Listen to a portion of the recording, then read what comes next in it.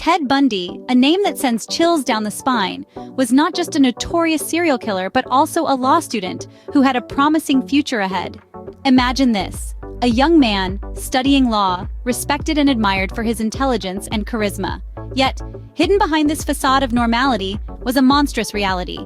Bundy's life was a paradox, a chilling juxtaposition of a promising future and a horrifying present.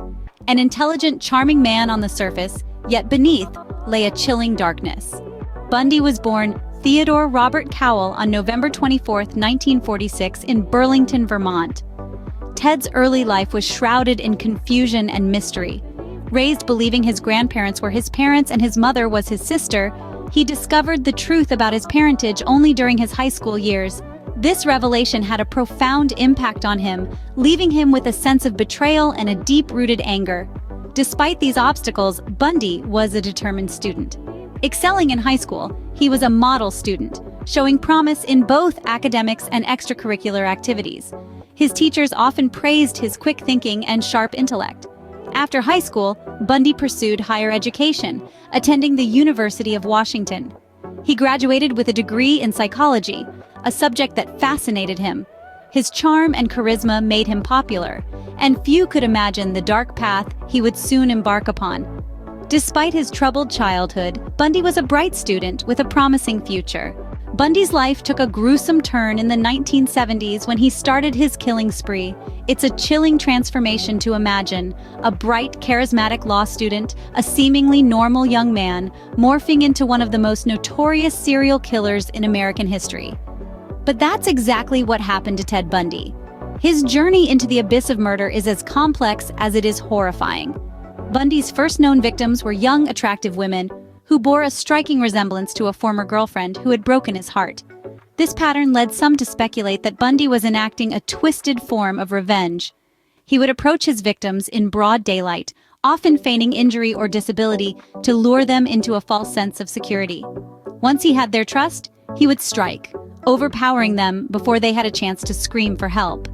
But what truly set Bundy apart from other serial killers of his time was his ability to blend into society. Bundy was articulate, charming, and handsome. He was everything one wouldn't expect a serial killer to be.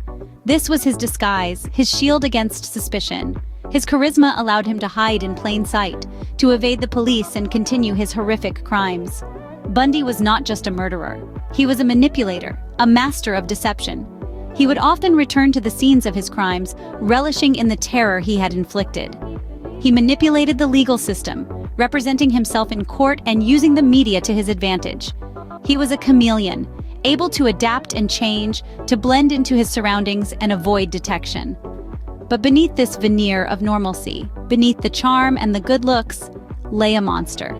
Bundy wasn't just killing his victims.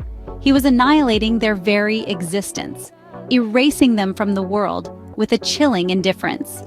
The charming law student had now turned into a merciless serial killer, a transformation that would send shockwaves through the nation, forever changing our understanding of what evil can look like. Bundy's reign of terror finally came to a halt when he was arrested in 1975. This marked a turning point in the saga of one of the most notorious serial killers in history. Ted Bundy was apprehended by the police in Granger, Utah, initially on suspicion of burglary due to the peculiar items found in his car. However, it did not take long for the authorities to connect the dots. The evidence against Bundy was mounting. The police discovered a collection of suspicious items in his car, including a ski mask, handcuffs, and a crowbar.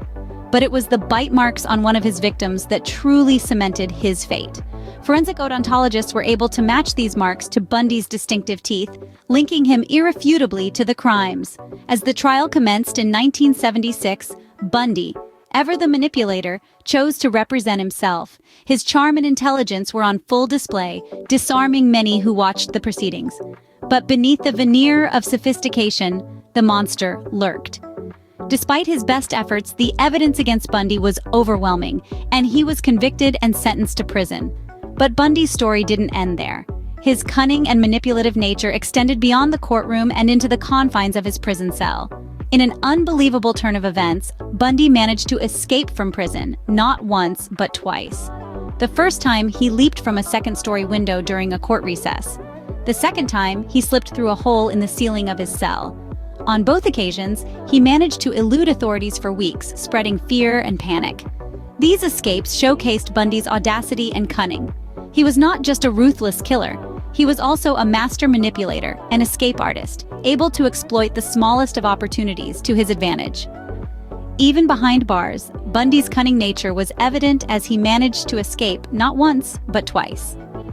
His daring escapes served as chilling reminders of the depths of his manipulative abilities and his refusal to be caged.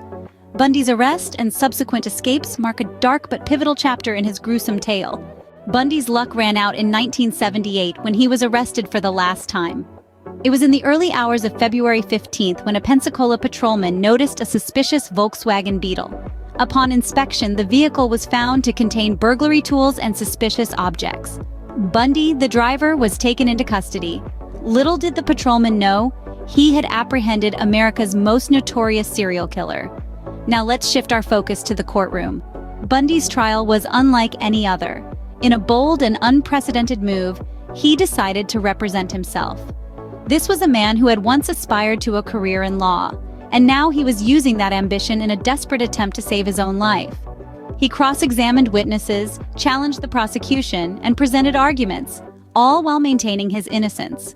The trial attracted nationwide attention. It was the first to be fully televised, turning the courtroom into a stage, and Bundy into a perverse celebrity. As the evidence mounted, the grisly details of his crimes were laid bare for all to see. Yet, Bundy reveled in the attention, often displaying a chilling charm that contrasted sharply with the monstrous acts he was accused of. The jury deliberated for less than 7 hours before delivering their verdict, guilty on all counts. They sentenced Bundy to death for the brutal murders of 2 Florida State University sorority sisters and a 12-year-old girl. The verdict marked a turning point in the saga of Ted Bundy. The charming law student turned serial killer was finally held accountable for his heinous acts. The trial served as a stark reminder of the dual nature of Bundy's persona. The charismatic, intelligent man who could just as easily have been your neighbor, your co-worker, your friend, and the ruthless murderer who had taken the lives of at least 30 young women. Bundy's trial was a spectacle, with the charming yet brutal killer finally facing justice. Ted Bundy's reign of terror left a lasting impact. His vile actions touched the lives of many, leaving deep scars that still echo today. Bundy's confirmed victim count stands at 30, but the true number may be much higher. Each of these individuals was someone's daughter, sister, friend. Each one had a life full of promise, abruptly and brutally ended. No words can adequately express the depth of sorrow and pain their families and loved ones continue to endure. The aftermath of Bundy's crimes extended beyond the immediate victims and their families. Communities were left in shock, grappling with a profound sense of fear and loss. Bundy's seemingly normal exterior shattered the illusion of safety many held dear. His crimes were a chilling reminder that monsters can lurk behind the most ordinary facades. Bundy's actions had a profound impact on law enforcement agencies and how they handle serial killers. Prior to Bundy, there was a lack of understanding about these types of criminals. Bundy's case, with its trail of bodies across multiple states, underscored the need for better coordination among law enforcement agencies. His cunning and manipulative behavior highlighted the necessity for psychological profiling in tracking down such predators. In the wake of Bundy's crimes, the Federal Bureau of Investigation established its Behavioral Analysis Unit, a team of experts dedicated to studying the psychology of violent criminals and developing profiles to assist in their capture. This was a significant step forward in the fight against serial killers and has greatly aided law enforcement's efforts to bring these criminals to justice. Bundy's case also led to advancements in forensic science. His final trial was one of the first high-profile cases where dental forensics played a crucial role in convicting a serial killer. The bite marks on one of his victims matched Bundy's teeth, a piece of evidence that was instrumental in sealing his fate. This marked a turning point in the use of forensic odontology in criminal investigations. Ted Bundy, a name synonymous with evil, left behind a legacy of terror and fear. His crimes forced society to confront the horrifying reality of serial killers. Yet out of this dark chapter came significant advancements in law enforcement and forensic science. His reign of terror served as a catalyst, sparking changes that continue to help protect society from the monsters among us.